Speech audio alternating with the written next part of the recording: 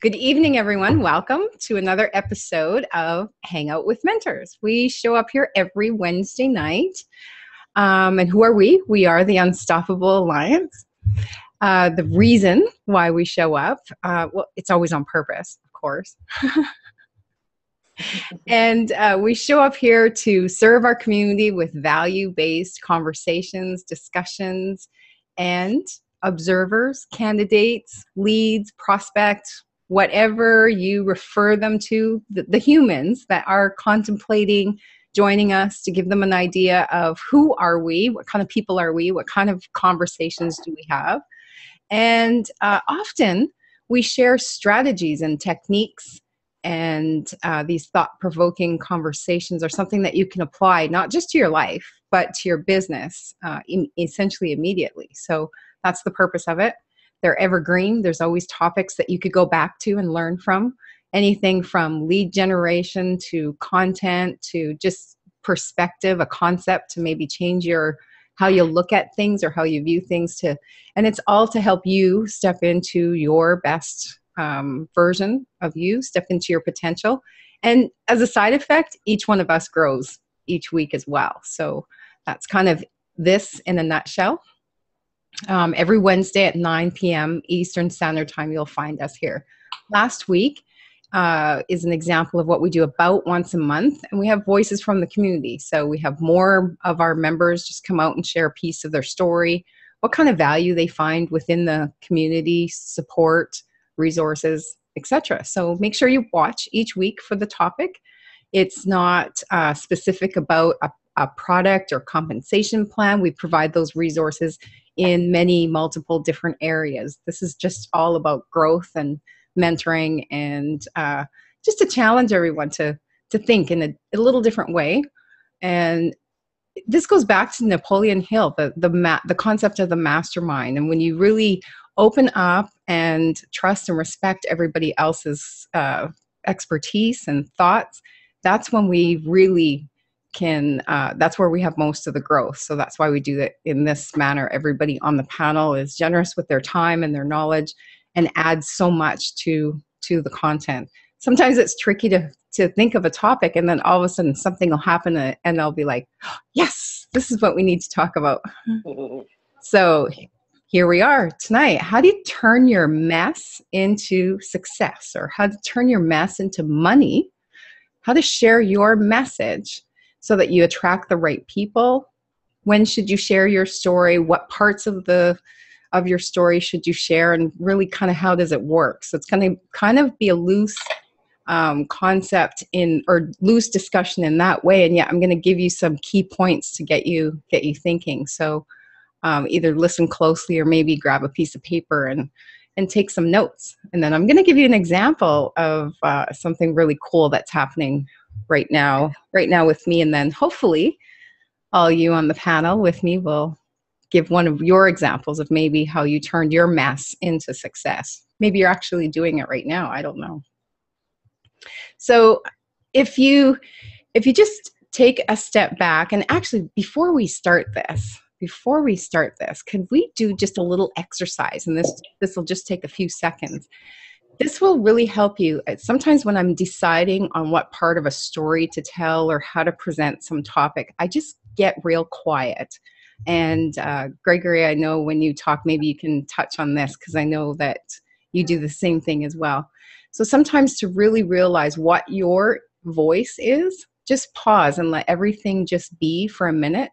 And one little quick trick that I'd like to give each of you to do that is, instead of telling yourself to stop thinking or stop being busy in your mind, just focus on one thing. So sometimes it's focusing on your breathing, but for this, I want you to tap into your heart, because that's what we're talking about. When we're in a mess or facing an obstacle, interestingly enough, earlier today, Joe was talking about the book, The Obstacle is the Way. If you haven't read that book, consider it. So when you're in a situation like that, sometimes our heart-centered, our emotion gets tangled up into it, and we don't maybe communicate as effectively. So I want you to go to your heart right now and maybe just sit still, take your hand and set it on your chest right where your heart is. and you can feel your heart beating, and just tap. That's all you're doing. Don't tell your mind to shut off. Just tap with your heartbeat. And if you did this on your own, when you're not hearing me yak, just in your own quiet space, it's one of the most powerful things that you can do. And before you know it, all you're thinking of is what's going on inside. So you tap yourself into really getting to the heart of the matter. Now, some of the most successful people all had struggles, right? They faced obstacles. And there's some key things. They failed massively in some way or maybe multiple ways. They really made a mess out of something. Maybe it was relationships, maybe it was their finances, maybe 1, 2, or 3 businesses they've completely failed at. They've gone through some of the biggest messes ever, whatever, I'm stumbling on that. And somehow they turn it into their greatest success. And that is true. That is what happened.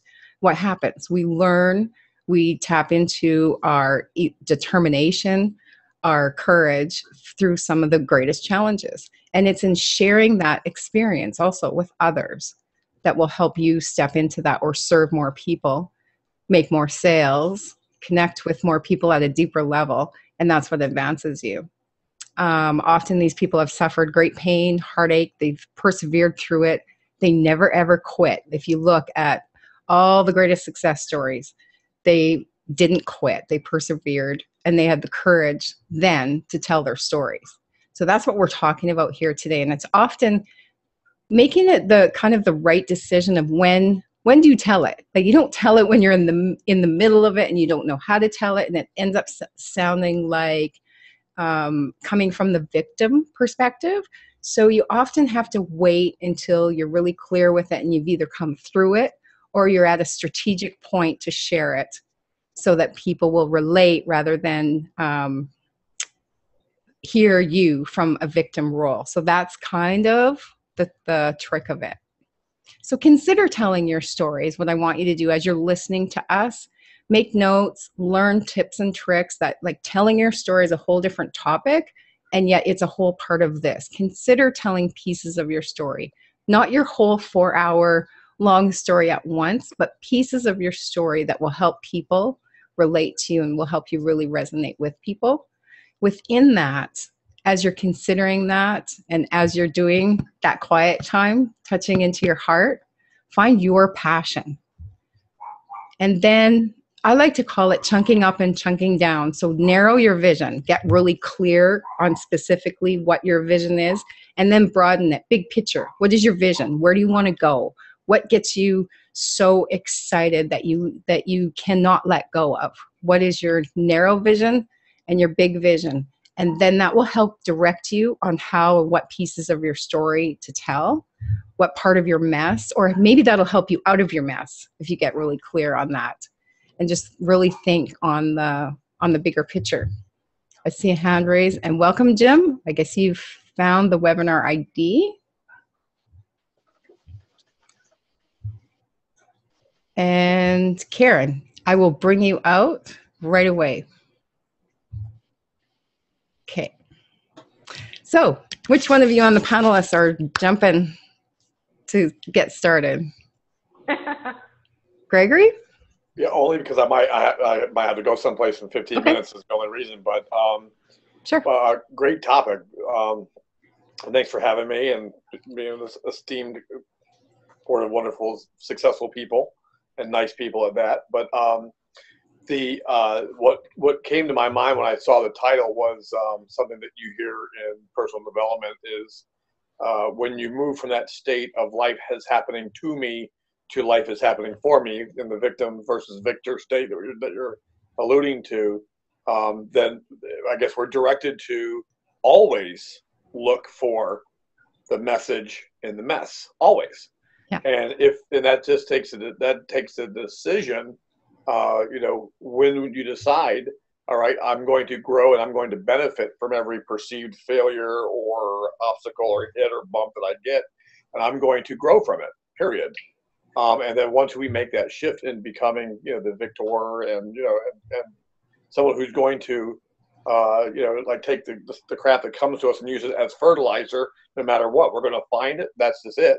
I think it really starts with a decision to look at life that way, period, because it's no matter what, things are always coming at us, always, always, always.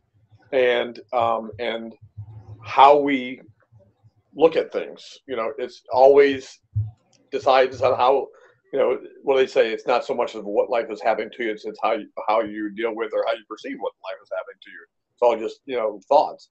But I just know that that all the, different, if you don't have that, make that decision, that all the things that come at you are going to start feeling overwhelming at some time. But once you make that decision that now there is a message in each of these perceived messes, then it almost becomes, I don't want to tempt the fates, but it almost becomes like when a challenge occurs, it's almost like fun. That's not always the case, but if you can look for it and say, okay, there's a puzzle in here. And like Joe was talking about today,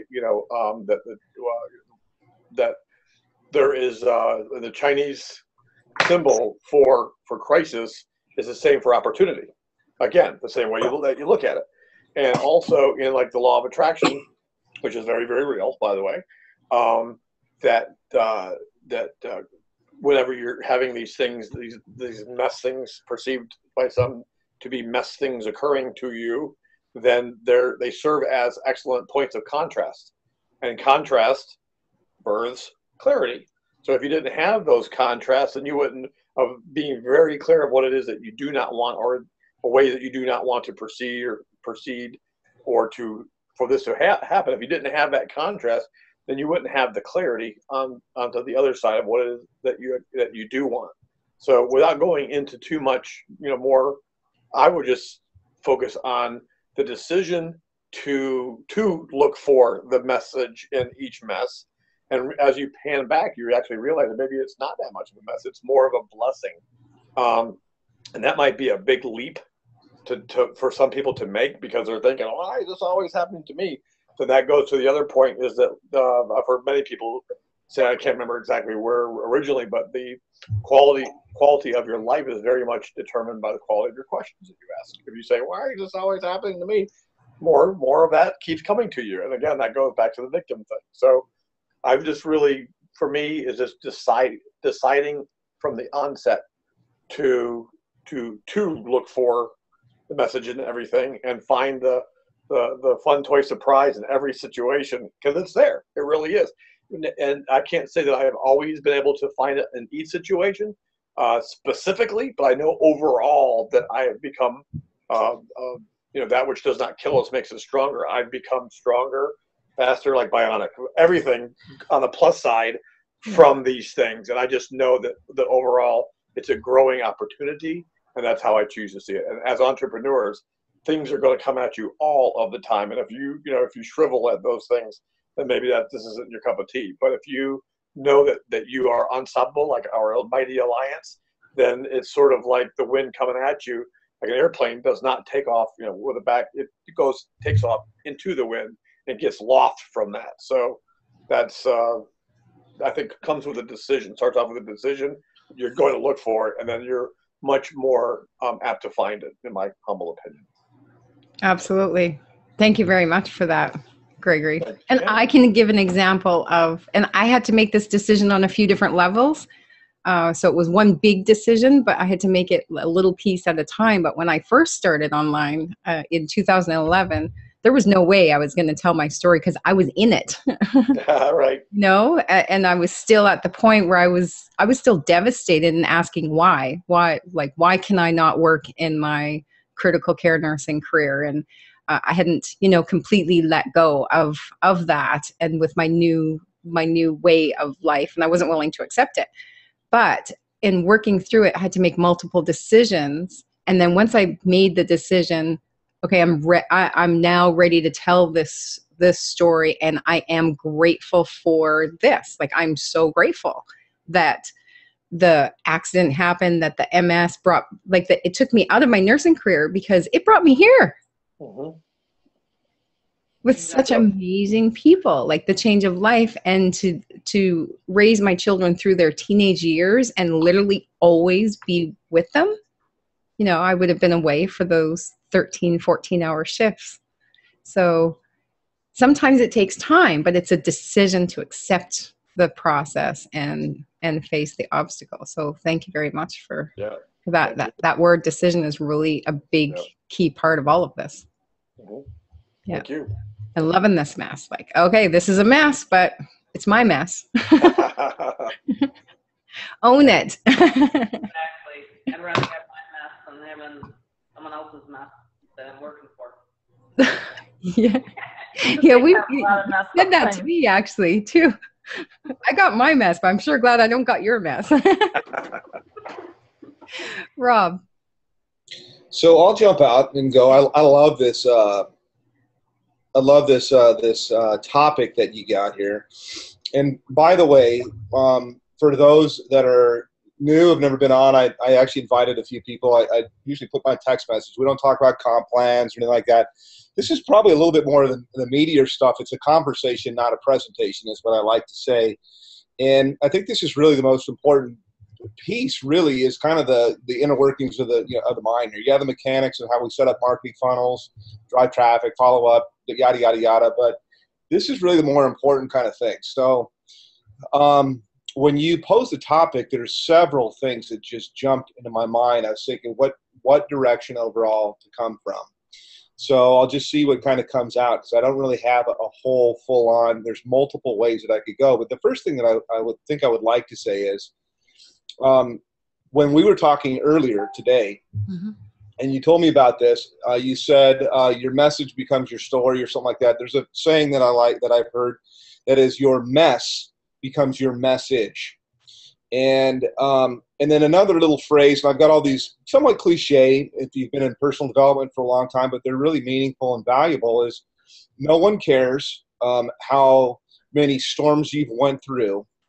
They only want to know if you brought the ship in. So they're not interested necessarily in all of the trials and tribulations. It's the thing that you got back up one more time than you got knocked down. And the central thing that I think that everybody wants, and one of the reasons to connect back to our group here, is we say that we humanize the digital experience. So it's not just a bunch of BS. It's not some contrived, showing cash and money and all of these kind of nonsensical kind of things, but it's really to be real with people and meet them overall with where they're at. And the central thing that people want, I think, in any kind of capacity, is they want hope. That's really the main thing, is that I think it's like the fuel of everything, is we have to have hope overall that we're going to, that something is going to happen. I was thinking of a book, which is a really cool book. It's by a guy that was in either Auschwitz or Dachau or something like that. He was a Jewish guy in World War II. His name was Viktor Frankl. And he wrote a book called Man's Search for Meaning. Yep. And he was talking about why, the most people that would come in to, prison camp, death camp, some that you would think would survive, they died. And so many people did, such a tragedy, but kind of why? And one of the main things that he talked about is that he was always able, in some kind of capacity, to keep the fact that there was some kind of hope, even when it looked like it was hopeless all the time. And so it's hard. It really is hard when you feel hopeless. And although we have affluent people that joined our business, we've got attorneys, we've got real estate people, we've got doctors, we've got airline pilots, we've got guys that cut the grass or detail cars, whatever it might be. I think that in some kind of a situation, it's you're looking for, whether it's a side business or security, or it's going to be a transformation or a change, they're unsatisfied in some kind of a capacity of what it is that they're doing, and they're looking to be more, I'm trying to think here, intentional in the creation of what their stuff is going to be. And the cool thing is we get to work together and talk about kind of stuff like this. So there's some kind of hope, if you will, that people are, I hope this works. I hope it will work for me. I hope I will enjoy it, and all of this kind of stuff. So these are some of the things that kind of pop up for me right off the bat, is the fact that people need to have hope. Your mess becomes your message, and then kind of the authenticity to share with people. But it has to be kind of bite-sized a little bit, and it has to be relevant to what it is that you're talking about, or what it is that's going to, it has to be in kind of a capacity that's going to help somebody. And there was something that I remember hearing a long time ago on a motivational tape, and it said at like an AA meeting, somebody gets up and they go, man, I was the worst drunk in town. I was, I'd get up and drink Jack Daniels at 6 o'clock in the morning, or I was getting high right off the bat. And they're speaking to a bunch of people that are all transforming their lives and have all taken, they turned from the left and in the process, or did turn to the right. And there's this anticipation that people have when they hear this jacked up story. And it's like the more jacked up it is, or the more dark it is, the more that they're on the edge of their seats, because they're waiting for overall what, and then what, and then what happened next. So I love what Greg said a moment ago about kind of the story and some things like that. So I'll bring it in for a landing here on a couple of things that I think are really valuable. They're actually profound thoughts, I would guess I would say, that came to me. I thought of it. I don't necessarily know that I really read it in the book, but I came to the conclusion in a few different ways in periods of stress in my own life, because everybody's got stress in their life, And the first thing is that no matter what kind of situation you're going through, and this is like almost one that you'd want to write down, by the way, no matter what situation you think that you're going through, that you are going through right now, it's not your story, okay?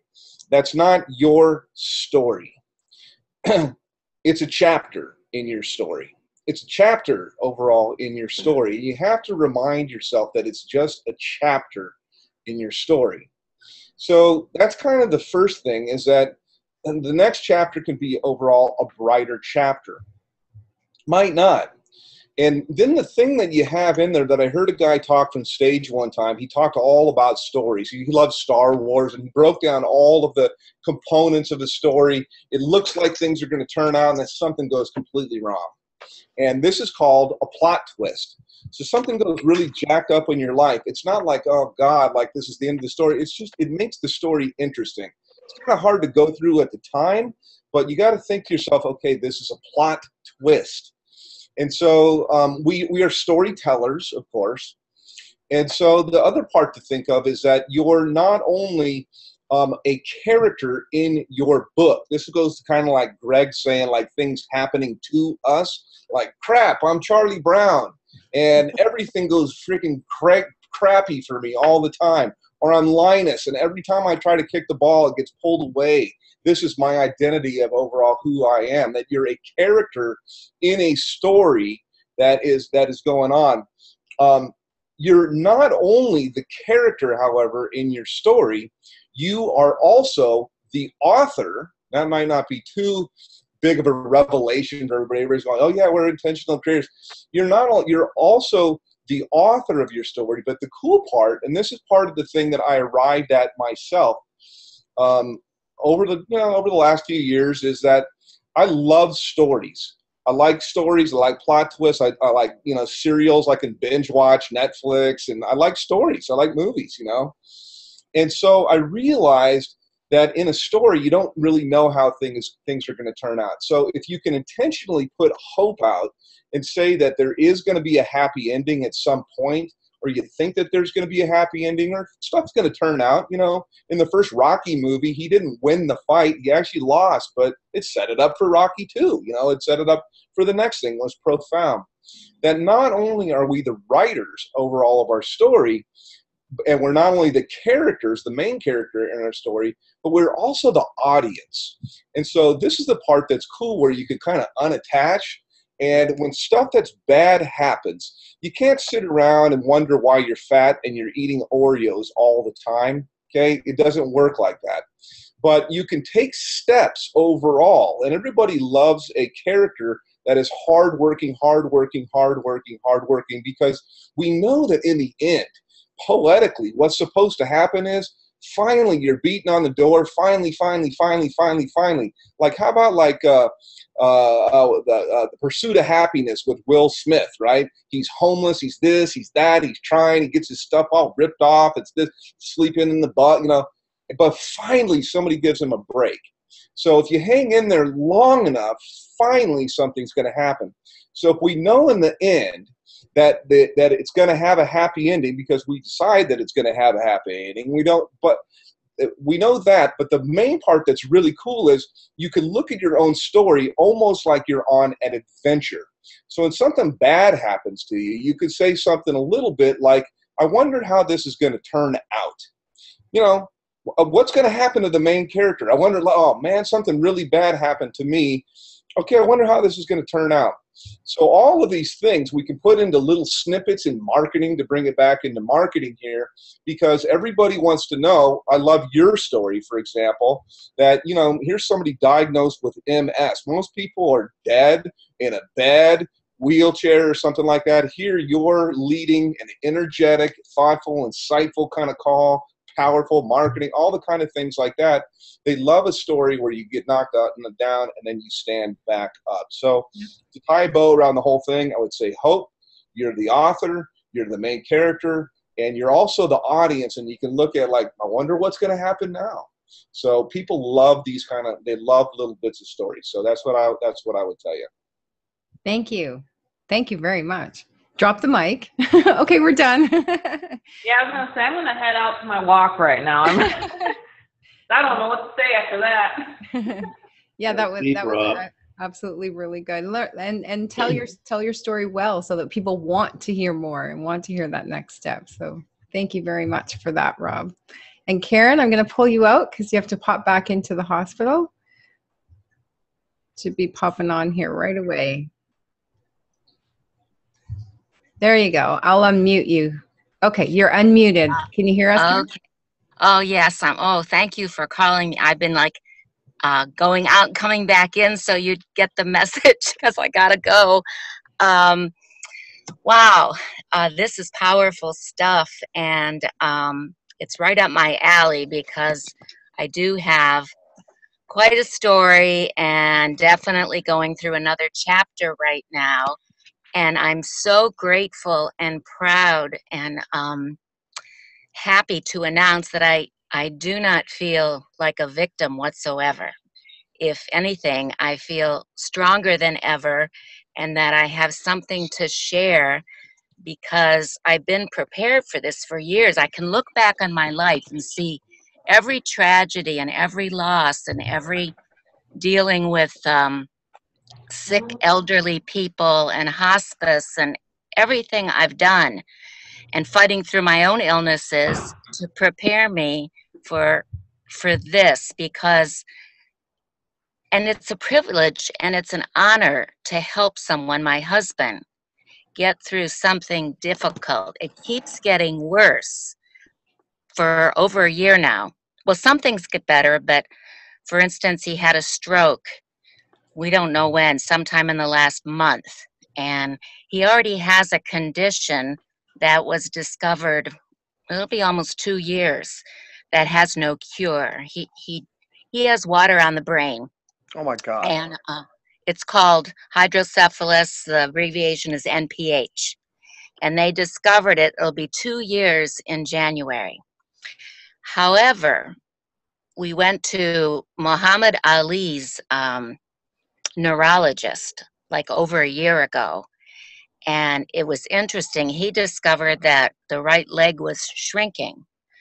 So in order for him not to wind up in a wheelchair, he agreed to a huge total back fusion, which worked beautifully, except that he got sepsis over a year ago.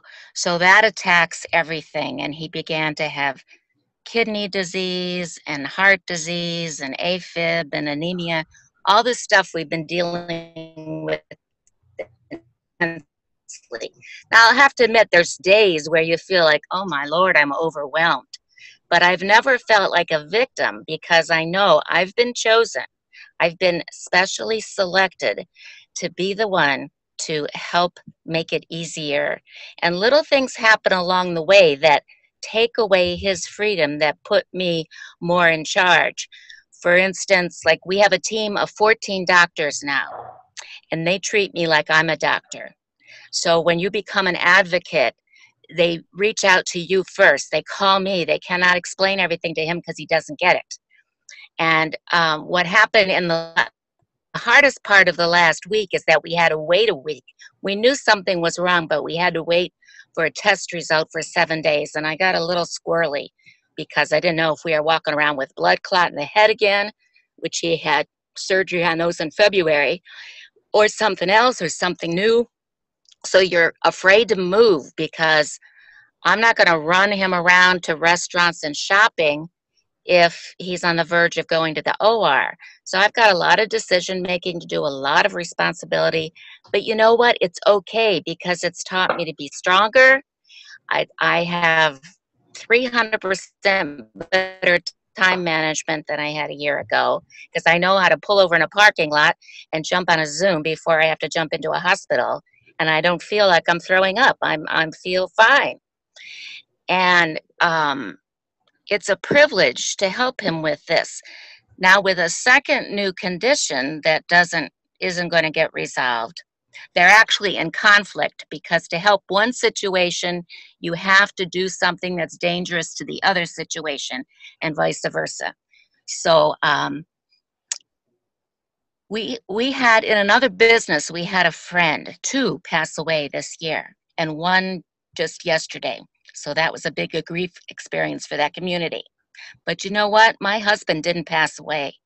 And I'm picking him up tonight and I'm taking him home so that tomorrow morning we can sit and have another cup of coffee together and a really special conversation. And in my other business, he actually got on the radio show from the hospital to call in and thank everybody. I didn't know he was going to do this. And so if that didn't empower me to like, hey, I mean, if he's going to do this from a hospital, I have no excuses not doing it from home. You know what I mean? So anyway, it's miraculous. It's very, very special. I'm privileged.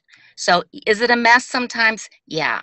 Are there solutions? Yes. I have to speak up. I mean, sometimes when I'm carrying a CD of the brain, a CAT scan of the brain, and the office just closed, I don't give up. I walk through the front door where the secretary left. I walk through the hallway straight down to find the surgeon so I can put it in his paws so nobody loses it. And then they put it in the computer and they start to get the results and order another test. You just learn the survival techniques. So what I'm excited about, I know I found the right home in the U economy. Am I frustrated that I don't have a team of 4 people yet? You bet. But I know I'm going to get there with my partner because I have stories to tell and I have things to teach and I have hope to offer people who will take one obstacle or one divorce or one anything and crawl in a hole and put a comforter over their heads.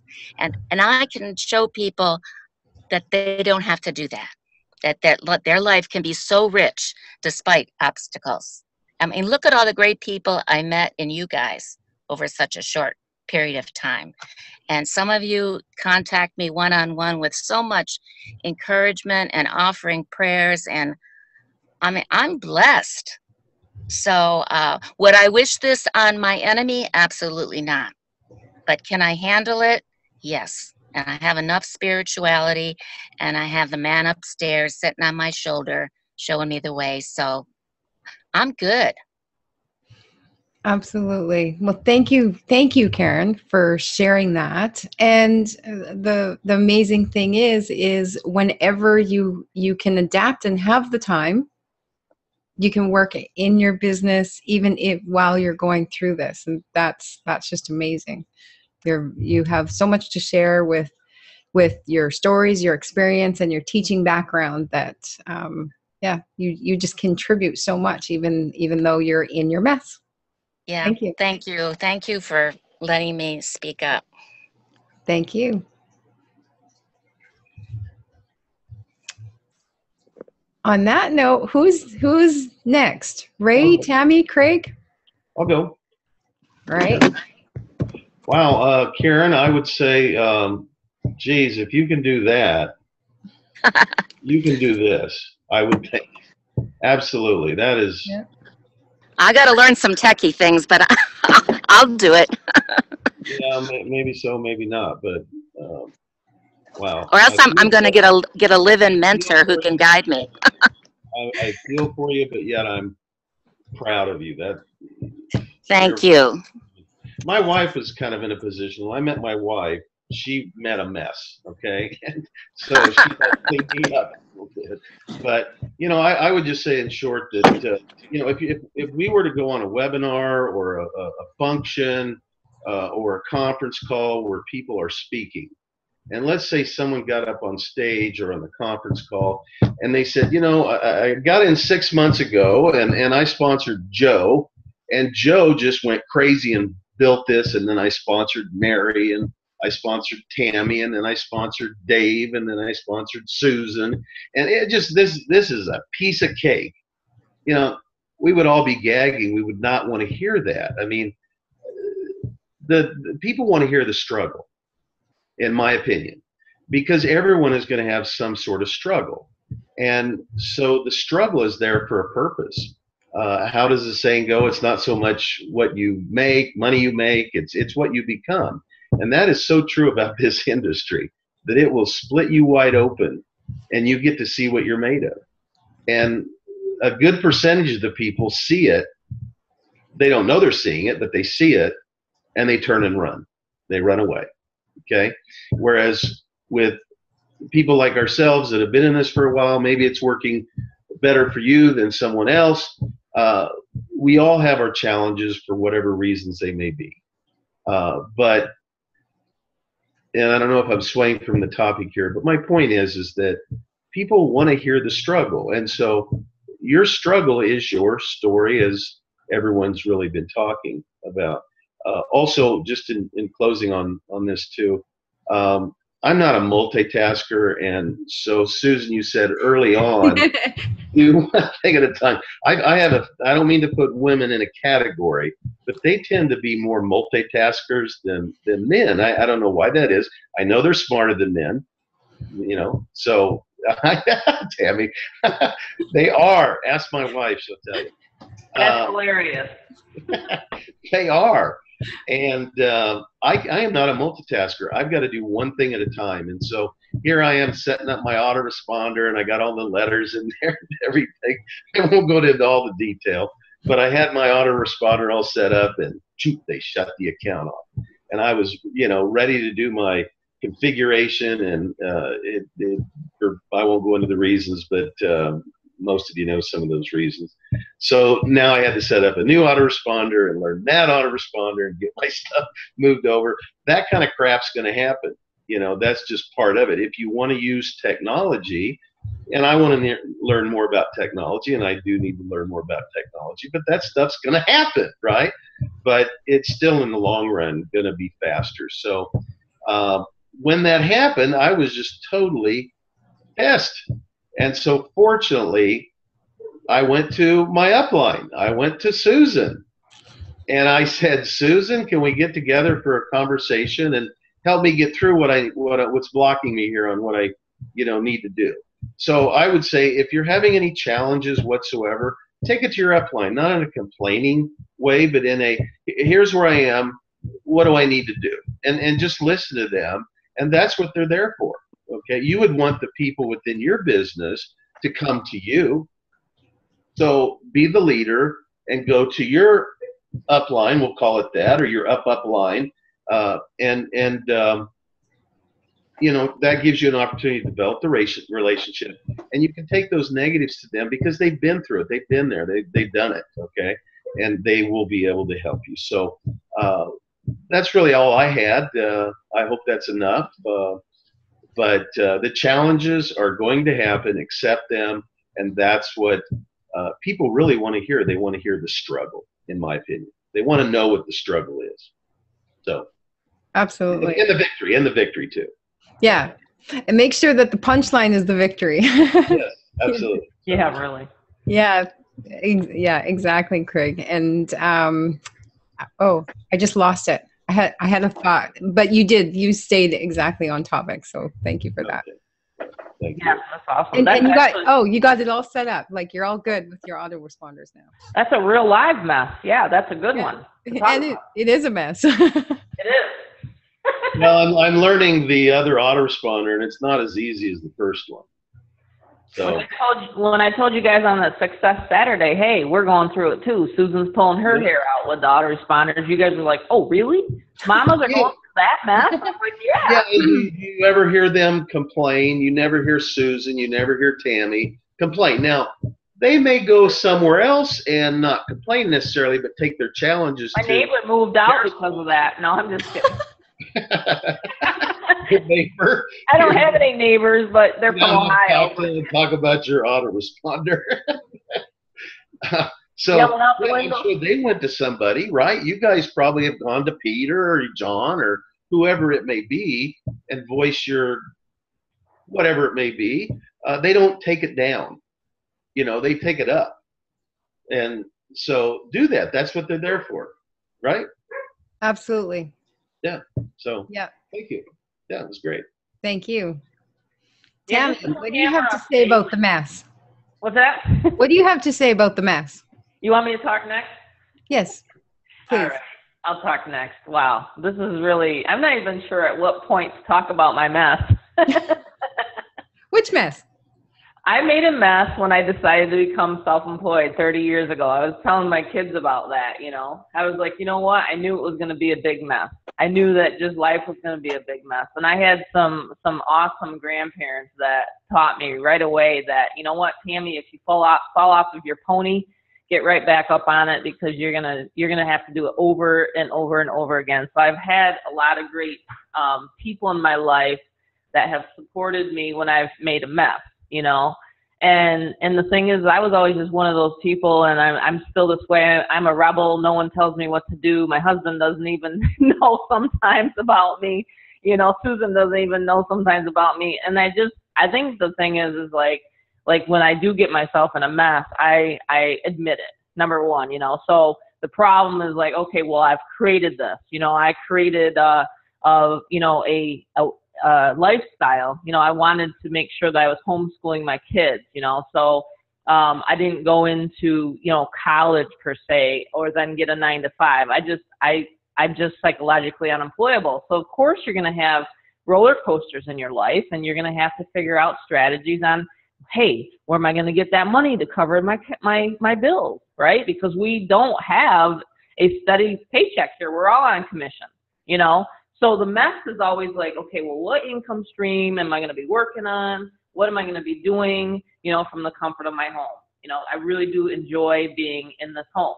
It's just like Joe said before, why not be in your house? You're paying for it. It's your biggest expense. Why not actually work out of it, right? So just looking back at some of the stuff that I've done, I mean, it's kind of crazy as far as a roller coaster ride goes, but I think the biggest point is what I'm trying to talk about tonight is you can inherently get out of a mess, We've had restaurants shut down. We've had, and you can hear Bella right now. I don't know if you guys can hear my bulldog, but she's playing in the background. But anyway, it's kind of distracting me, actually. I should be texting my kids. Isn't that crazy? We text our kids. We're in the same house. Mom's on the webinar right now. You're being a little too loud. I mean, I'm texting them right now. Guys, cool down. But anyway, no, I mean, seriously, though, when you get yourself in a pickle, you just know that there can be a solution out there, and I think the cool part about it is that we're all together. We can figure out, okay, well, which direction are we going to go in, or, what are we going to do for that? And I just think having a group of people that you can work with is just, super cool. As far as my mess, I just want to touch on something that, and it's always been a difficult part of my life to talk about, and Susan brought it out a couple of years ago, and that's when everything started being released. I was able to start helping other people, and I realized that when I went through losing my personal home, I didn't even tell my friends from high school. They had no idea. I had worked towards that home for 15 years, and it was 4-bedroom, 4-bath, house on the lake. We had a cottage there. We had like an in-law place. I mean, like literally this thing was decked out. And to lose that, it was just really hard. And to think that my kids grew up there, that was even worse, So I think that when I went through that, I didn't know why I was going through that. I didn't know why. Then we lost our restaurants. We lost foreclosures. I didn't know why I was going through it, but at the time I started reading books. I started really getting into personal development. I really started going to like Marshall Silver. I didn't go to Tony Robbins, but I'm saying Marshall Silver, listening to Bill Bartman. I just knew that other people had gone through what I went through. So Bill Bartman is a guy that I really, really love. Unfortunately, he's passed away, but he went from zero, like literally, to a billionaire, to then zero. He got it all taken away from him. And then he became a billionaire again. Billionaire, I'm talking, not just millionaire. So I said to myself, geez, if I can become a millionaire, because your first million is your hardest. I've done it in the past. I did it through real estate. That I knew that I could do it again. And I knew that I had it inside me, because no one can take away your spirit. No one can take away your knowledge. So that's what I have to tell the people, is that no one can take away your spirit. They can take away materialistic things, but they're not going to take away my birthday. And so I just decided that I'm going to be able to help other people get through that and break through that in this industry. And so, just with the people that I talk to on a day-to-day basis and help, and especially in the community here, I just know that it'll all work out, in the end. And I'm always a firm believer of that people will come into your life. I'm always projecting, people coming, like, okay, they're going to come and they're going to see what we have here. I've talked to so many people just today, and they're just like, but what is it that you guys do? Because you guys are all like glue. And I'm like, well, and this is what we have, and then we can present it. But they're seeing what we have as far as the community, and then they're coming in to make money with us. And I think it's because of the support that we have. So, just hopefully, you can kind of see that you can get out of a mess, whether it be financial, personal relationships. You can get out of it just simply by knowledge. That's what it comes down to. Knowledge is power. It really is. And with what we have, and, just the resources, Susan said before, you got to have resourcefulness. Yeah. You know what I mean? And that it's not how you use your credit or your money or whatever. It's really the hustle. I would rather have hustle than an IQ. Seriously. I would rather have 10 people that are ready to hustle with me, as opposed to 10 people that say they have a PhD. Because it's just like, I would rather have the hustle. So there you go. That's what I had to say tonight. Thank you, Tammy. Hustle, get out of their mess. Exactly. And I would like to touch on 2 points that you said that are so, so important. And it goes back to Gregory kept on highlighting the decision, and you kept on saying the solution. Know that there's a solution. And really, part of that is a decision to look for the solution rather than look within at your struggle or your mess, and always be looking for the solution, because right. And again, knowledge, because usually we feel burdened or afraid or challenged with whatever mess or obstacle you're facing, because we don't know how to get out of it. So educate yourself and look for the solution. Powerful, right? Thank you very much for sharing that. And then I want to touch on one other point that you said, and I remember our first couple conversations about this. And you, Tammy, you absolutely did. You knew even at the time that it was happening, that you could get out of those losses. You knew that you could, and you did again and again. But here's what I really love that you do now, because you didn't want to tell anybody. And that's fine. We have to be ready to tell what our mess was and how we created it and how we got out of it. But I have seen so many more people be inspired and motivated because you chose to share that message. So that particular message of yours, and you have so many, Tammy, but that particular message has been such an incredible, powerful success story of yours. And you're creating success because you chose to share that message, even though it was uncomfortable. It was hard. And you still don't love telling it. Like you feel. No, you can see my face. Yeah. So sometimes it's through vulnerability that people really know that we're being authentic. So sometimes we have to get real, and sometimes it feels raw, and we even get emotional. There might be tears, but that's the pivot point. In fact, that's where the magic is. That's where people know that you really are being authentic. So yeah, sometimes we have to be raw and real, and that's where people like, excuse my language right now, but you can't make this shit up. At that point where people know, this is, And then when you heard my story and then I heard your story, that's when the unstoppable boom happened. Mm-hmm. So you never know what will start, like you 130 pounds, for example, gone. I'm like, you know what, F it, I'm going to do this, right? Sorry, but it's the truth. Oh no, I started the cursing train. Yeah. Oops. Oops. Yeah, but I mean, put $1 in the jar. All gloves are off because now I've released my story. You know what I mean? And it's just like, when you do that and you can release it and tell people that, you know what, I know you can do it too. And like Rob said, it's the Rocky story. But even now I get stuck, and just like everybody, I love Kelly's saying, you don't tell a horse whoa in the middle of a mud pit, in the middle of a mud hole. I love that. Yeah. So I mean, everybody has their certain sayings that I write down. I'll write down, and it'll help me. It'll help me get through it.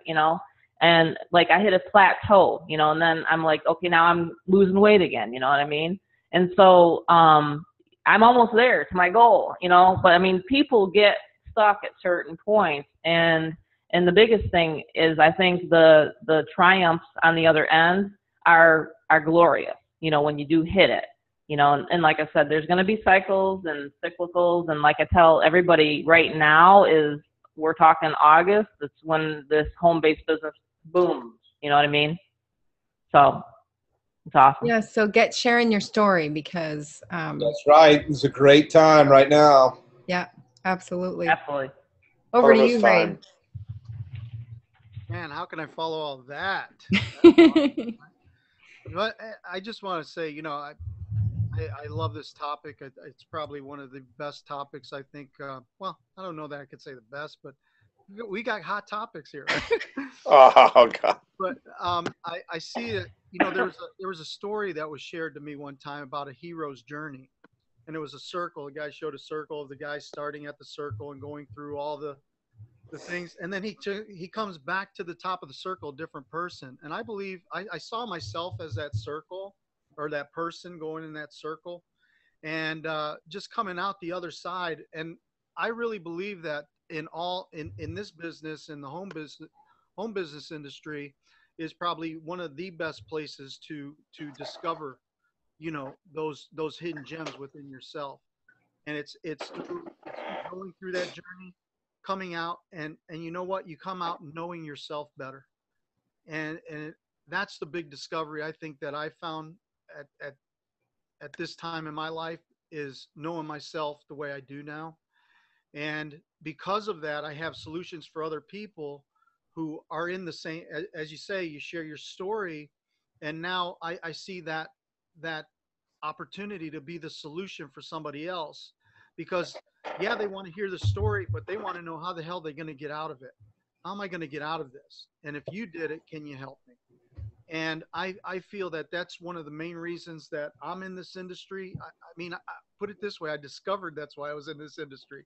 You come in, you want the money, you want the fast cars. Of course, that's what's plastered everywhere. But at the same time, you really want the freedom to be able to do whatever you want to do.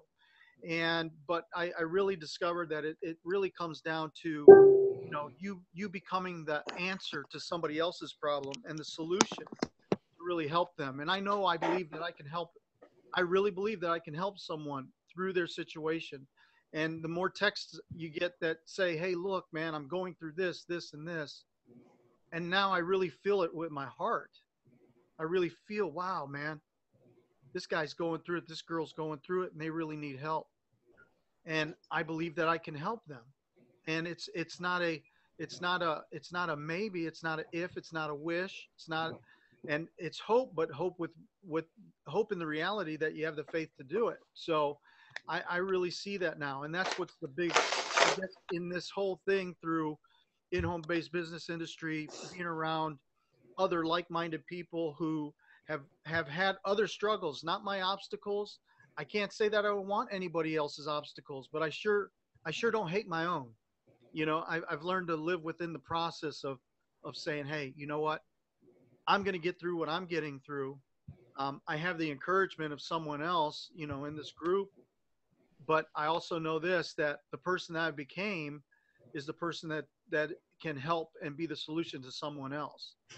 And that's what's really cool about having that, because, somebody who had that experience and has that solution for somebody else can short-term any more mistakes that they're doing. And you're going to make mistakes inside this industry. You're going to make mistakes inside your business, but you're not a mistake. That's one of the biggest things that I've learned. I'm not a mistake. I've made mistakes, whether it was in business, whether it was in relationships, whether it was in all these things, but I'm not the mistake, because I can't be a mistake. I don't believe God creates mistakes.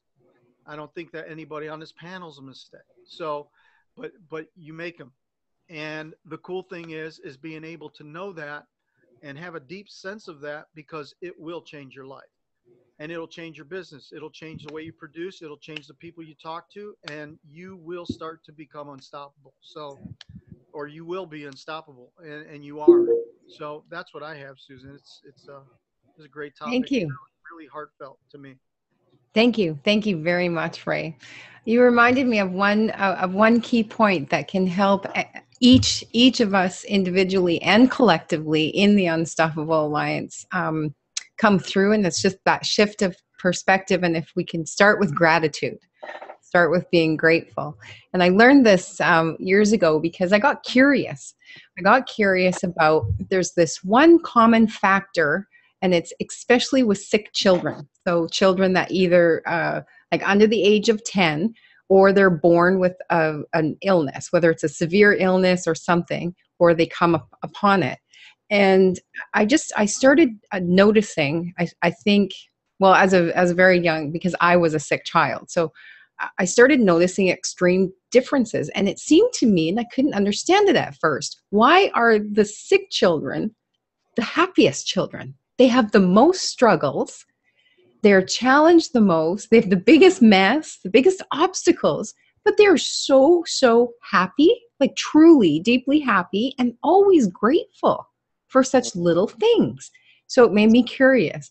So then years into my nursing, I started doing a study and reading reports and asking people, and I actually wrote a paper on it, because in that childhood state, they're literally grateful for every little good moment, good day. They're grateful for everything that they give, because they really are truly struggling, ongoing. And so what a gift. So what would happen if we were all putting our perspective first towards gratitude in some way? More grateful for what we have than what we don't have. More grateful for what the lesson that we're going to learn, which has been the overall message here, but just to really highlight that if we're grateful, what could we create? How much greater of ripples could we create as we come through the mess? What would happen then if we put gratitude first? Yeah. Do you mind if I say something right now? Yeah, go ahead. And Jim, if you're still watching, I see your hand. I'm going to bring you out just to keep it as smooth as possible after Tammy talks. Go ahead, Tammy. Okay, so the basis of the relationships a lot of times when people meet is is obviously either because of, things in common. So when Susan and I started talking, and then actually the first time we met, I said something to her. I was like, I've never met anybody quite like you as far as like how much you are grateful for things. Like, she would stop and just pause, and it made me think about the perspective. And if you've ever met Susan in person, you'll know what I'm talking about. Ray, you know what I'm talking about. Gregory, you know what I'm talking about. So if you listen to Susan and how she describes things, it'll literally blow your mind. It's like an opened. It's like a opening. It's like a window was opened. Like, I started looking at things like she did. Like, in other words, what she just said, she takes so much, like, I don't even know how to describe it sometimes. There's no words, but if you read some of her work and you read some of what she does on Facebook, some of the posts, I started reading it. I was like really, really intensely reading some of her work. It's amazing when you see it through the eyes of someone that actually is grateful. We all say we're grateful, and I'm grateful too, but the way she describes her gratefulness, I just never heard it from anything. So she like, when we went to Texas, we went to McAllen so she could get stem cells, and because of this industry, we were able to do that. We were able to travel down there in April of last year. You know what I'm saying? So I got to see firsthand that when she needed that, she was, not feeling well. And then afterwards, it was like Tigger had been released outside of her. It was an amazing, amazing experience to see that. But when you just listen sometimes, and like I said, if you ever meet her in person, you'll know what I'm talking about, because she will literally look at things like through a child's eyes. It's really cool. So I just had to stop and say that tonight.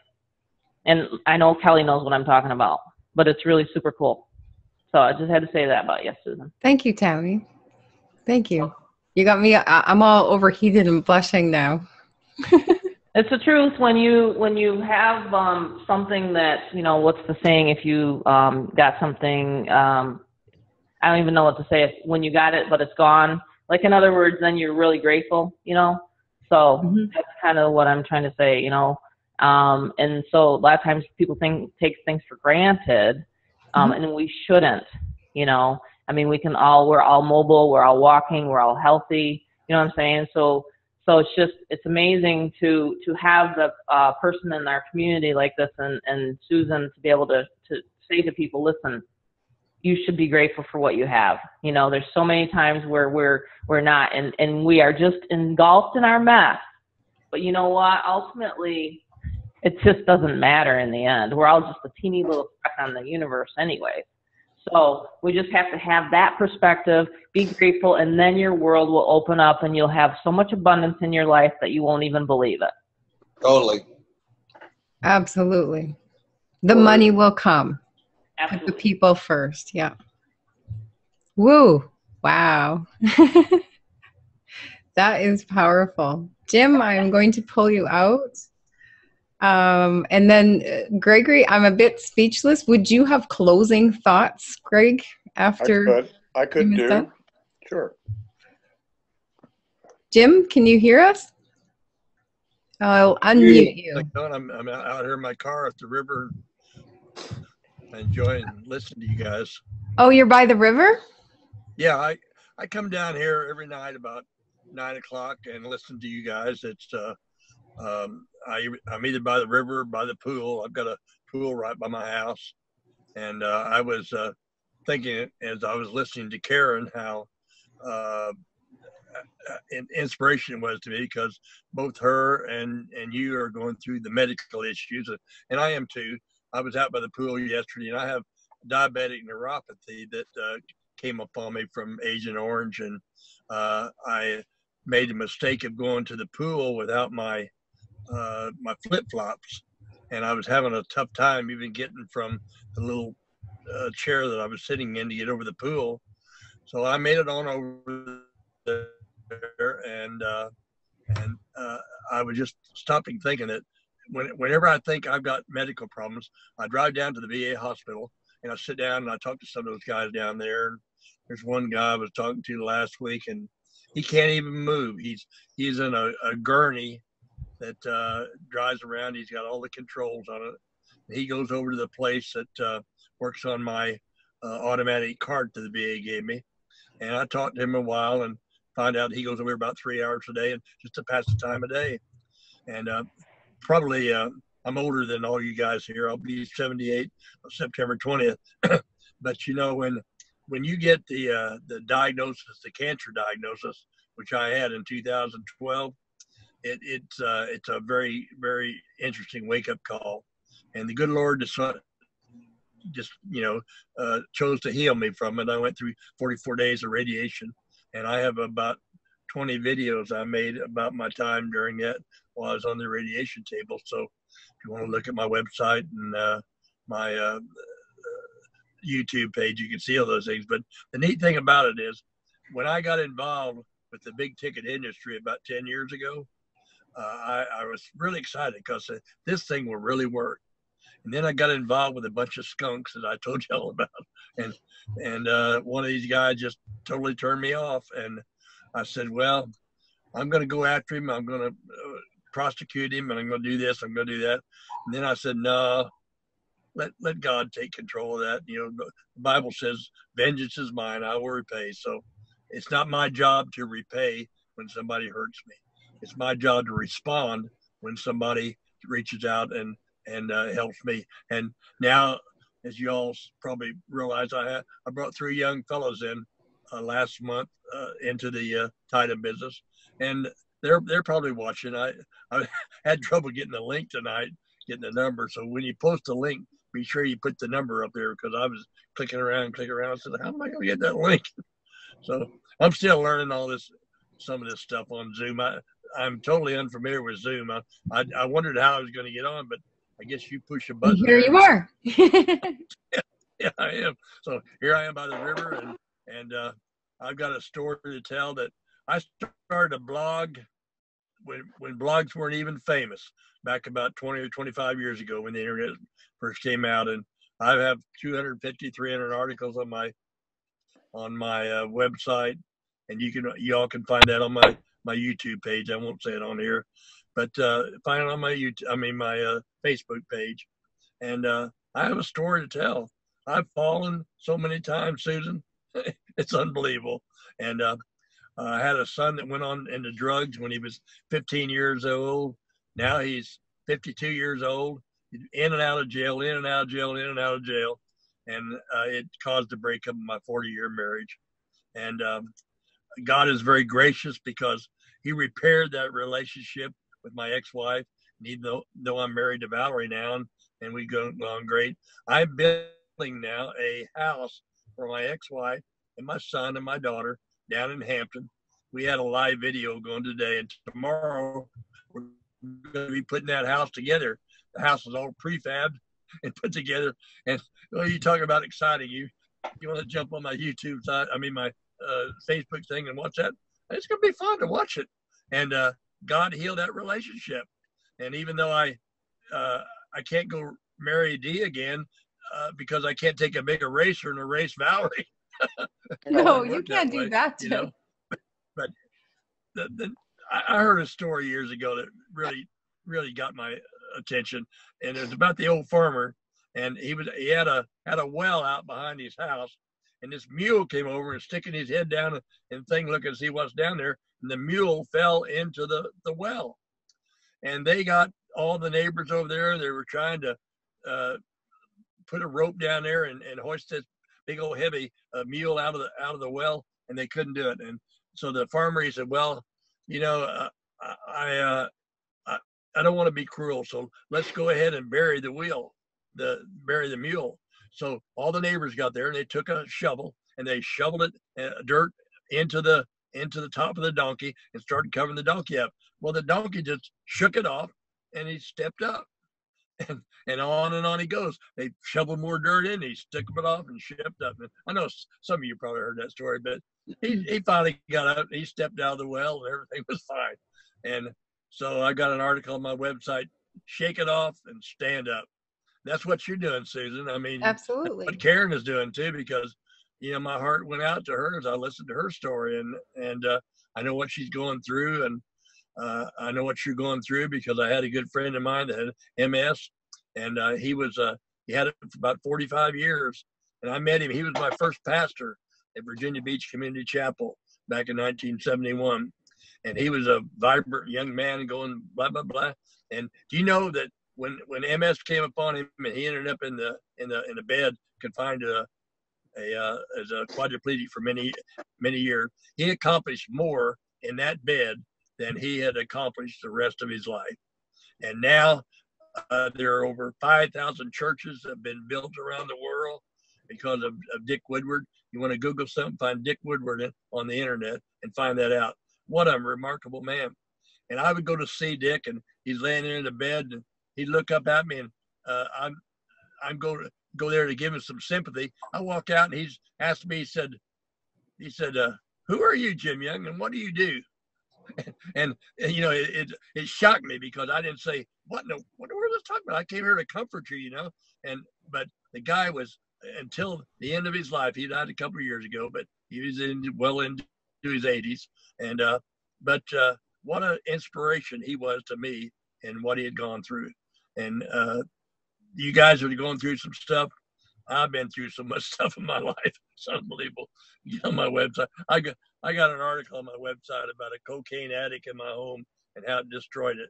It's about 57 pages long because every time Jimmy goes in jail and he gets out of jail, I put a little article in there. And Jimmy's back in jail today, and his girlfriend / wife and his best friend both died of an overdose in his kitchen in the last couple of years. Yeah. And I had a lot of anger going toward him, so I went down 2 months ago. I went to the jail and visited him. I said, Jimmy, I forgive you, and I love you, and you're my son.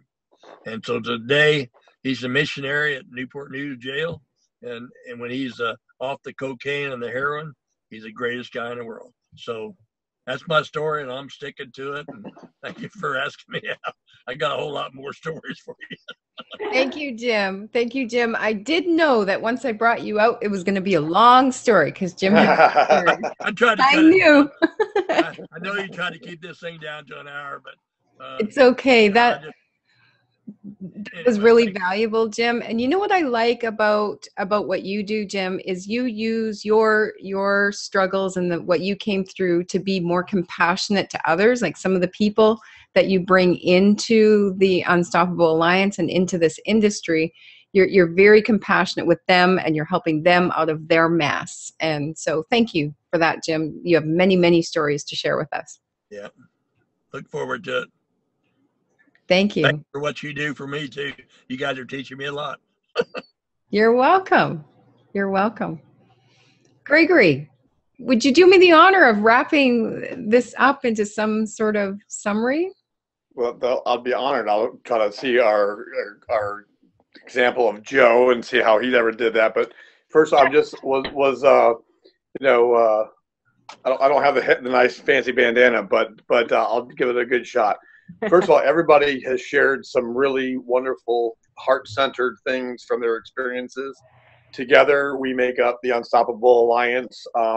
Whoever brought you to this event, thank them, and then consider joining them if you haven't thought about it yet. Because really what we are as a group of people, obviously real people, authentic people who have challenges. And what we've done is together we can share our stories and experiences and enrich each other's lives from them. And in some situations we can save the other person from hitting that door or the getting the knocks that we did, by seeing the ones that we've had. And I just remember a very quick fable that just realizes that life is really the meaning that you ascribe to it. And I learned to kind of pan back and just let the situation be what it is. And very quickly this like Russian event happened, like the old Cossack army time. There were two guys. One was Ivan and one was Igor. And Ivan was kind of steadfast and whatnot, and he had his workhorse. And there was a lightning storm happening, and it spooked the horse, and he broke the fence and ran away. And Igor comes the next day and sees the horse is gone. There's oh, such terrible misfortune. Oh, and he's all mealy mouthed and everything. And you're poor now. This is terrible. And he's all panicky. And Ivan's pretty cool. He goes, oh, is that so? Is that so? He's pretty chill.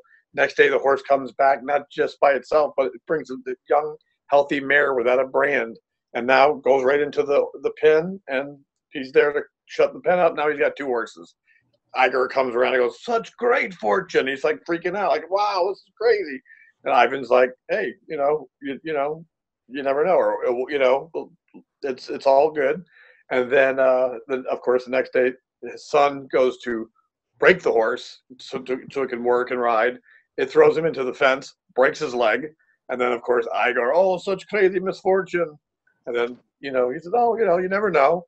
And the next day, of course, the Russian army comes to recruit all the healthy sons to be in a battle that they'll all be slaughtered in the next week. So just pan back, realize it's all good, and just look for the message in the mess, and it's there. We're here to grow and to expand and to assist each other in seeing that. So with that, get in touch with the person who brought you here and join us, and perhaps we'll see you on one of these wonderful hangouts as well. So thank you, everybody for being here, and thank you. Have a great night.